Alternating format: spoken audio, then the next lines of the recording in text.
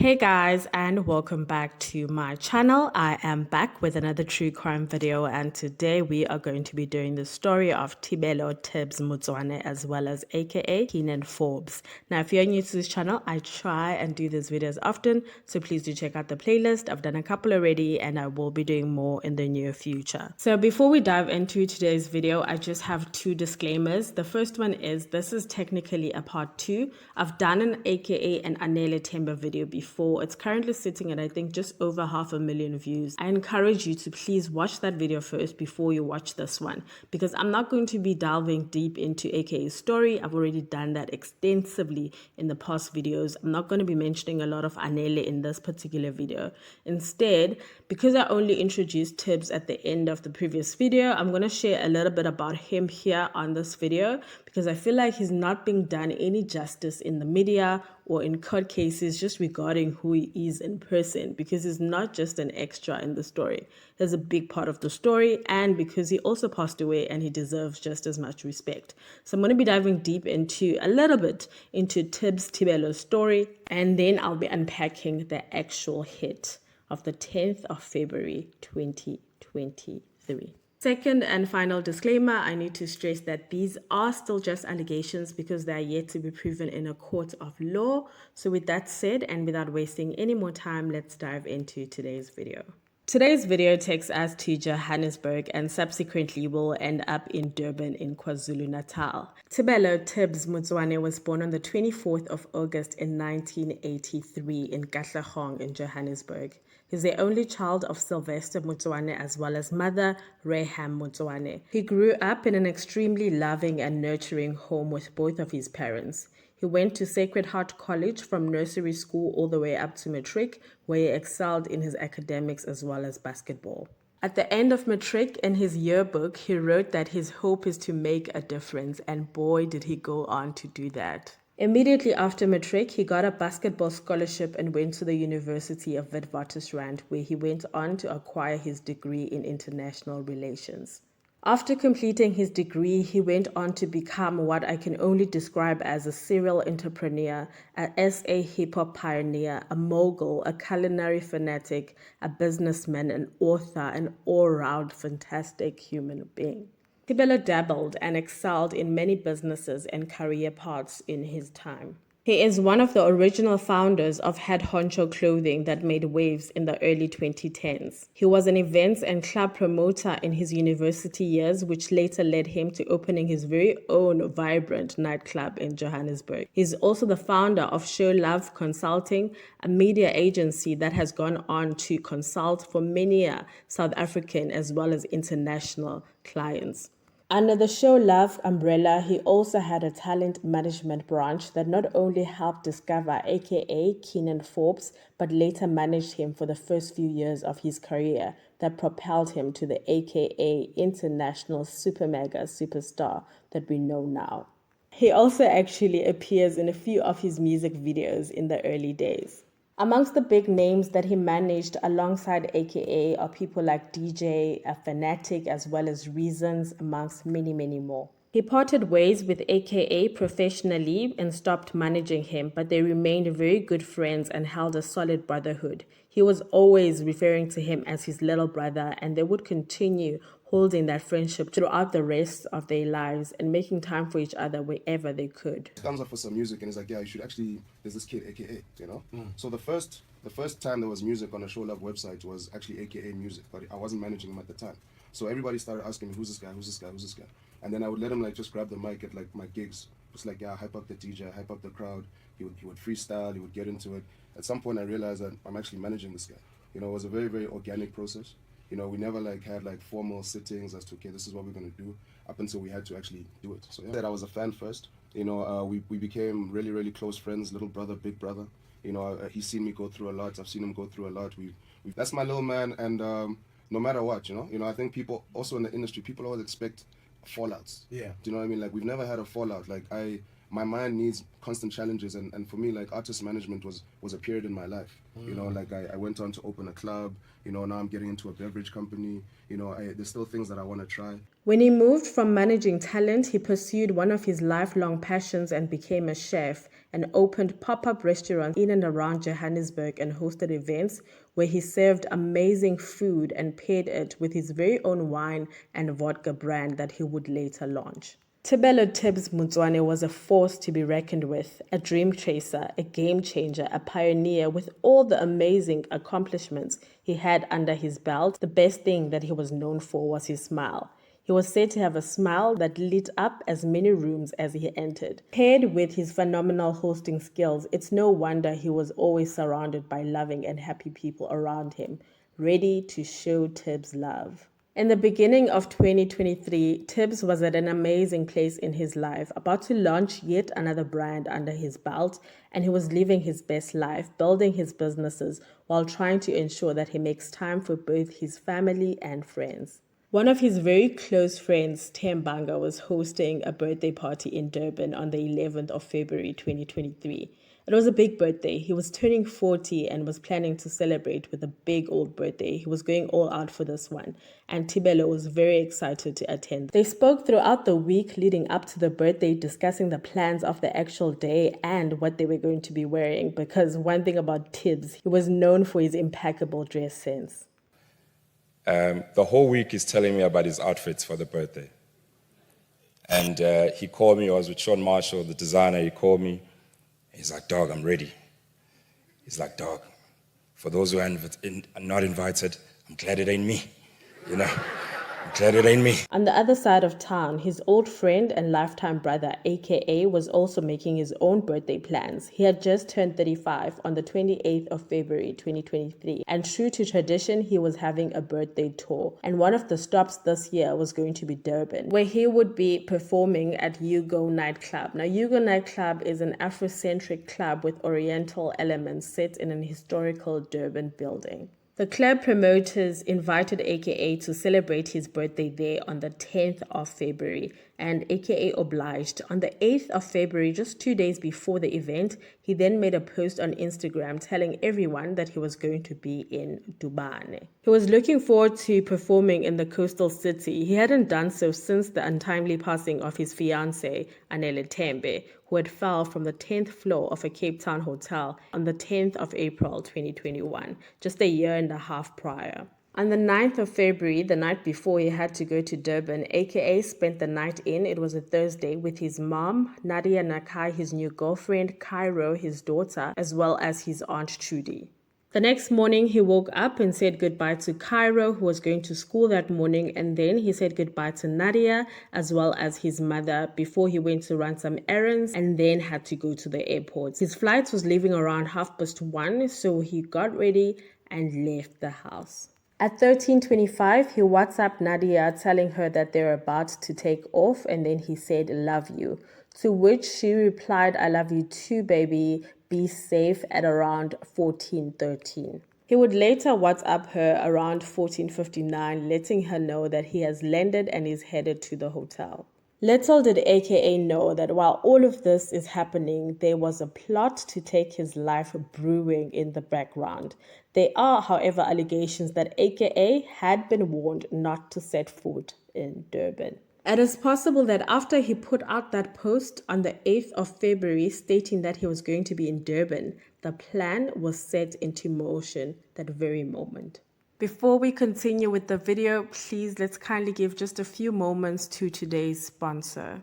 If you have watched at least one of my videos, then you already know how I feel about the level of crime in South Africa. Now, as much as I sit and I share stories surrounding crimes in our country, if we are honest, there's very little that we can do individually by ourselves to stop or deter crimes, which is why I'll always advocate for us going all out to protect ourselves as well as our assets, and which is where today's sponsor comes in. Today's video is sponsored by CarTrack. CarTrack, as a leading and superior car tracking company active in South Africa and 22 other countries around the world. Now, what do? They do exactly what their name says. They track your car 24 hours a day, 7 days a week, 365 days a year to give you a peace of mind knowing that someone is always watching out for your car. From just 99 rands a month, you don't only just get yourself peace of mind, but a list of benefits, one of which that I love so much as their Android and iOS app, which you can download onto your phone. And one, you can live GPS track your vehicle at any given moment. So at any time of the day, you're able to go onto your app and check if your vehicle is still where you left it.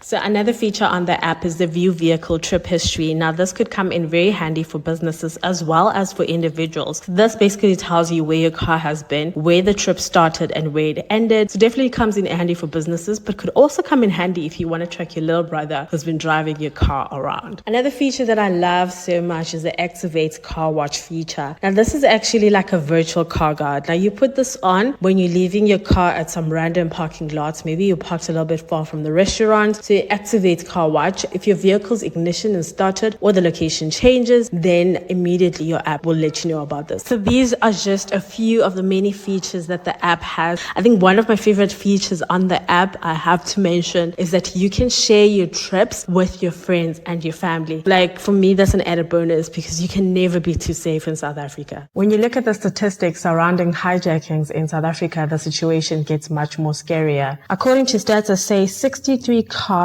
are stolen or hijacked every single day. That means every 22 to 23 minutes, someone is being hijacked or their car is being stolen in South Africa. I don't know about you, but that situation there leaves me thinking, am I next? Which is why companies like CarTrack become very, very important because they can at least give you the peace of mind that someone is always looking out for you and your vehicle. So the app is definitely not the only thing that CarTrack is offering you. They are giving you advanced fitment techniques. And what is that? That is maximum possible assurance that their tracking devices will not be found or disabled in a theft situation. Now, in the unlikely event that your stolen vehicle cannot be recovered, they are going to give you up to 150,000 rands in warranty for your vehicle. But rest assured that they will do everything within their power to try and recover your vehicle. With a 90% recovery rate, which is the highest audited rate in South Africa, you can be assured that they are going to give their all.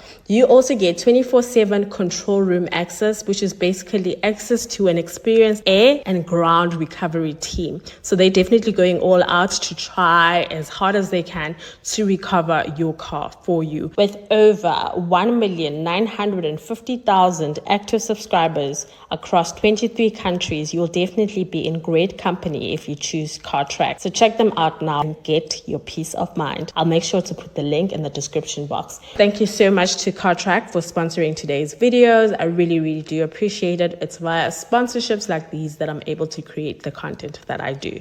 And with that said, and without wasting any more time, let's dive back into today's video. 7 people, possibly 8, if you're one of the people that really believe there's a bigger mastermind in all of this, are involved in this hit. The team includes the coordinator, spotters, as well as 2 gunmen. A man, 36-year-old, named Motsoane Harvey Gwabeni, is said to be the coordinator. Now, not to be confused with the overall real mastermind that a lot of people believe is out there. Motsoane is a businessman with mining interest in Limpopo, but lives in Pinetown just outside of Durban.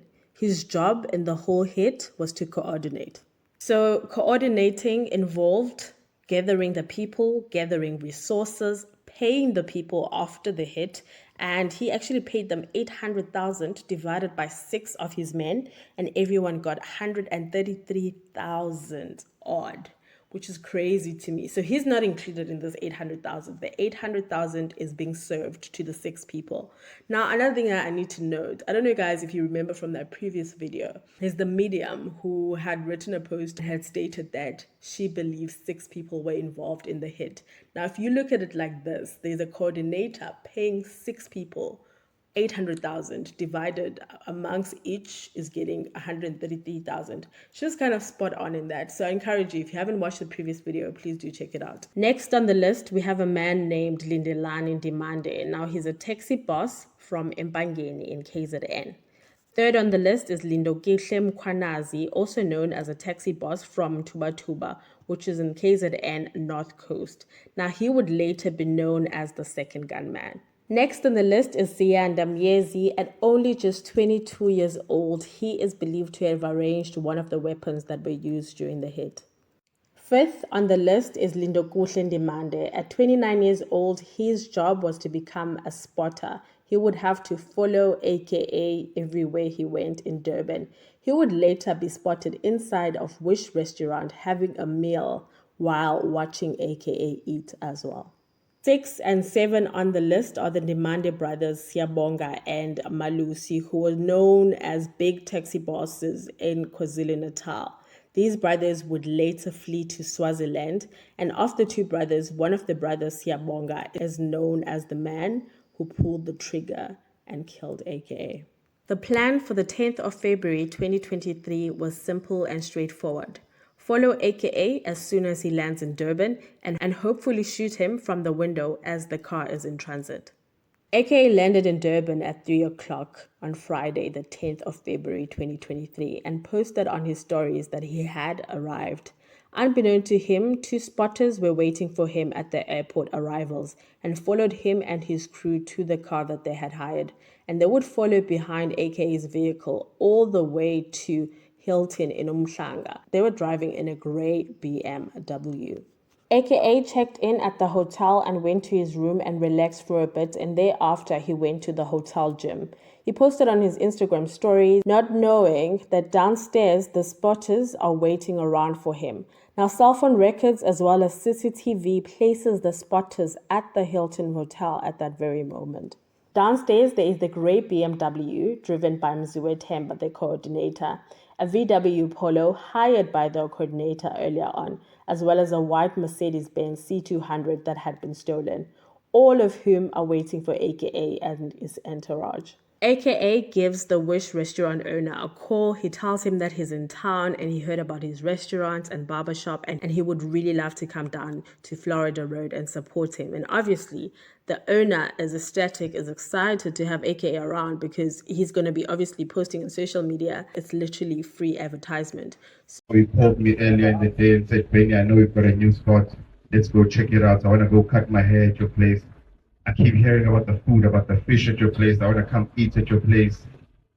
Benny, don't worry. Today I'm going to promote your business. I'm going to post your food. That's why, if you look at it, it was all like that. He was there to support all of us. He was there to support Devin. He was so excited about being in Devin. It's not the first time AK has been in Devin. He was so excited about being in Devin, about pushing his birthday, about everything that happened. So after the phone call, then he gets ready and the rest of his team gets ready and they are going to be going out to Florida Road for like a late lunch, early supper situation. Unbeknown to all of them, they were being closely followed by the hit team. All cars, the BMW, the Polo, as well as the Mercedes-Benz, would later be seen in Florida Road after being seen at the airport as well as the Hilton Hotel just shortly prior. AKA got to Florida Road. The first stop was to go to cut his hair as he had promised the owner, and thereafter they went to Wish restaurant. This whole setup is basically in the same building. Anyway, AKA was posting on Instagram in a bid to support the owner. Throughout all his posts that evening, he made sure to tag Wish restaurant, showcase their cuisine. He was basically going all out to show love to Wish restaurant. In the meantime, on the other side of town, Tibz had just landed in Durban in Umhlanga International Airport. Now, after seeing AKA's stories, he opted to go to Florida Road just to go say hi. After all, it was AKA's birthday just a week ago, and also they hadn't seen each other in a while, and they were in the same city at the same time. He was definitely going to go and say hi to AKA. But he wasn't planning to stay for long, so it was just a matter of popping in and popping out. His main plans was going to meet up with Tay and the rest of these other boys in Umhlanga. So he calls me and he had some stuff on him that I needed. Finally, we speak at about 6:30. I said, Tibz, I was at Umhlanga at the Pencil. I said, Tibz, come here, we're all having drinks here. says, no, I gotta go see Kiernan. I said, everybody's here, man, because everybody had flown him down. He says, no, I'm gonna go to Florida real quick. I'm gonna see the kid and then I'm gonna come to you. I spoke to him again, probably around 9. I called Aubrey, we were supposed to go meet up with him. And when Aubrey and I spoke, I said, Aubrey, come to Umhlanga, we're here. Tibz is gonna come and join us here. Don't go to Florida.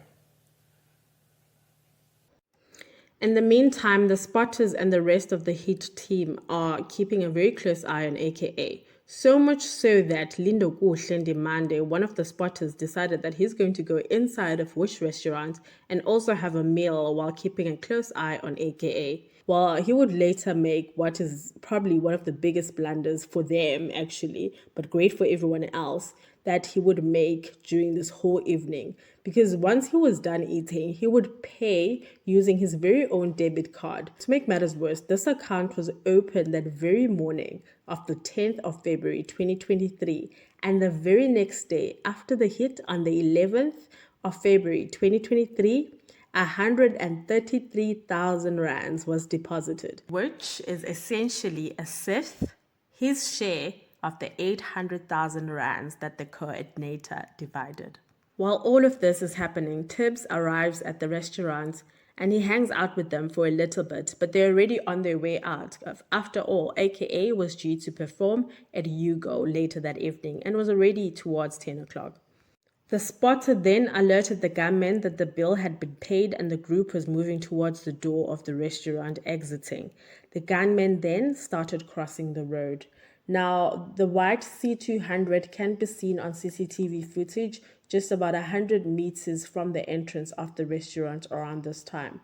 Now, the plan was that as soon as AKA exits the restaurant and walks towards a car, he will get into the car and then they will shoot through the window, and that is how they would catch him.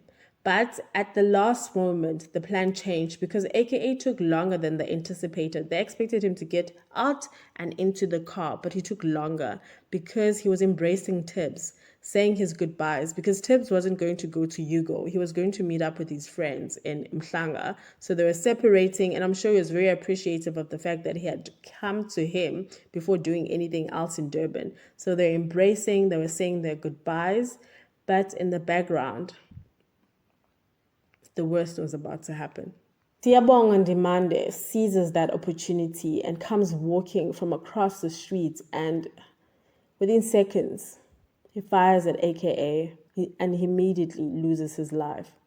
On the opposite end, Lindo Kuhle, also known as the second gunman, is firing shots towards the direction of AKA, and instead, he hits Tibz. Tibz stumbles and tries to run off towards the passage, but he fell as well. And not too long after that, he too loses his life at the scene.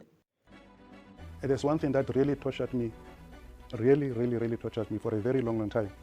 I imagine Tebello being shot and not realizing that he's shot and trying to run away and fell.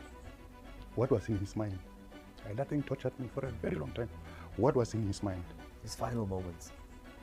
The mother says, I'm sure he was saying, Mawe, Mawe, Mawe. He was very close with the mother, very close. And just like that, AKA's life and Tibz's lives were taken from them so unnecessarily. In less than an hour, news broke and the entire country was in disbelief. The very next day, CCTV footage of the hit actually went viral all around South Africa and the world, and all citizens put pressure on the police to please, at least you can see these people on camera, make sure to close the case as soon as possible. AKA and Tibz were laid to rest the following week, and after a while, it seemed like things were just going to go back to normal because no progress was seen. But little did everyone know that actually the South African Police Services had a plan and they were working on it. By April, just 2 months after the passing of AK and Tibz, they already had their suspects. They knew who their suspects were. 22nd of April, they arrested the first one. Honestly, shout out to SAPS for having a plan. It's not every day that the South African police services are coming through with a good plan. Side eye, Senzo Mayowe case. So the police had a plan, and honestly, I really commend them for this plan. The plan was to arrest all of the suspects on parallel cases, meaning they weren't going to arrest them for the AKA Tibz case. Instead, they were going to check for all the other cases that they were involved in and arrest them for those cases. And in doing so, they were not going to scare all the other suspects that haven't been arrested yet and making them run away. And luckily for the police, these people had many cases. They were committing many crimes, and even right after AK's case, they still went on to commit more hits. So it was very easy for SAPS now to try and hold them on different cases. When I tell you that they went on to commit more hits, I'm not making a joke. Literally the next month, just in March after AK had passed away, they used the very same Mercedes-Benz C200 in another hit. A man's life was taken and a woman was injured. Now, after this, I think they decided that actually this Mercedes-Benz has been through a lot. First of all, we stole it. Second of all, it went through the whole Kiernan case. And now it's going through another hit. So that's when they decided that, you know what, we are going to burn it. They tried to burn it, but they failed dismally. And it was later recovered by the police with rifle cartridges, muti, as well as matchsticks inside the mouth of the petrol tank. Throughout 2023, the police continued arresting suspects on parallel cases unbeknown to the public. After the arrest of Lindelani, the spotter, at his gym, the two brothers, Siyabonga as well as Malus and Demande, were like, ain't no way, something's brewing. Now, they were taxi bosses, like I already mentioned. They were already involved in another hit that they had done after the AKA one. So after Lindelani was arrested, they were like, no way, something's brewing. Ain't no way, something is brewing. And this is when they were like, we are leaving the country. And they shipped themselves off to Swaziland, where they rented a house and integrated themselves into a small community. And this is where they would host parties as well as local girls. And what I thought was a crazy interview, the family would later state on national television that no, their brothers are not running away from the AKA case, they're running from another murder case they're involved in. Sorry, what? Does that make a difference? Sorry, what? Unfortunately for them, the police were keeping a tight tail on them and were just waiting for the right moment to issue arrests. And they were arrested in Eswatini in February of 2024. And this is when the police actually now came out. I had a whole press briefing just telling the public what they had been doing in the past year, how they had actually done the arrests, how many they already have in custody in South Africa, and what they're waiting for in terms of Eswatini, because the other two brothers who are arrested in Eswatini, as much as they are in custody, but there still has to be a whole extradition process to try and get them to South Africa. And to be actually honest, they are stalling the whole thing. They're making useless demands. They're not in a position to be making any demands. So the process is taking long. But I remember AK's father was saying that it could take up to 3 months to get them in South Africa. But you know what? We've got the whole year, as long as they're in custody and as long as they're going to come back and account for what is alleged about them. Mziwo Themba Gwabeni, the coordinator, the businessman with money interest in Limpopo himself, was the only person who didn't have parallel cases. So he only had the AKA case. So once everyone else was arrested, then a warrant for his arrest was put out and he handed himself over to the police, which I thought, okay, good for you. Good for you, businessman, but then you still have to account. So he handed himself over to the police. As much as the story is about AKA and Tibz and about their passing, but unfortunately, the deaths didn't end there. It didn't end just by AKA passing away. It didn't end just by Tebello passing away, because just a few months after Tebello passed away, his mother passed away. And she's believed to have passed from a broken heart. Tebello's father says that she just could not handle the passing of her only child. So she could not even live for a full year after he passed away. So you can just imagine the magnitude of loss in the Motsoane home. I want the case to go to trial. But before that, I was waiting for nothing. There's nothing that I was expecting, because cases have failed, wrong people have been arrested, wrong people have been discharged, So I told myself that what will be. And whatever will be is not going to bring my son back. Right? I had to accept. I know it's very difficult. Don't hear me talking like this. You think that I don't have a heart. I do have a heart. But I told myself, why should I worry about this? Because the thing and the person that I'm supposed to have worried about was my son. Now that is no more. The mother is no more. What am I supposed to worry about? I can't be worrying about the people who are going to be charged and sentenced. That won't bring me anything. It's only to know, okay, at least my son's killers have been arrested, have been sentenced. But it's of no interest or no good to me. 2 people passing away in a space of months. And this is all just a ripple effect from the hits. This is just extra casualties from an unnecessary hit from the get-go. Another thing that also made me sad, you know how AKA was supporting Wish Restaurant, was going all out, support black business, going all out, supporting new restaurants and a friend. And then Wish could not get business after that. Wish closed down because no one was trying to go back there, understandably so. But it's just a great loss, an overall loss, from moving from the person who passed away there was trying to support the business to bring new clients. And on the very night, it did the exact opposite. It closed down that business. So another casualty on the way. So very sad overall story. That's it for today, guys. Please remember, click on the link in the description as well as the comments for the car track ad. This is literally a plug, guys. I'm not even kidding. Also, protect your property, protect yourself. You know I'm all about that. So please click on the link and do all that while supporting the channel. And if you can't do that, please just click like, comment, share, and subscribe. And I'll see you guys in the next video. And also, please, I would love your opinion. What do you think about this case? Who is the ultimate mastermind? Do you think the coordinator is a real mastermind? Do you think there's a mastermind who's puppet holding the coordinator that maybe one day we'll know, or if we'll never know? What do you think, guys? Because, man, where are they getting this 800,000 from? Because that 800,000 is not even including the amount that the coordinator could have been paid, because he's not included in the 800,000. Do you get me? So what do you guys think? So maybe he got paid more. And like we're looking at a hit that probably costs R1 million. I don't know if that makes sense. Oh my God. That's a lot. Oh my God. So do you think there's a bigger hit? I'm scared.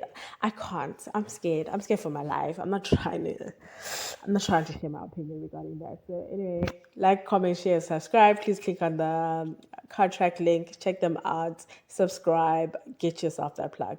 Cheers. I'll see you guys in the next one. Like the videos, guys. Like the videos. Bye.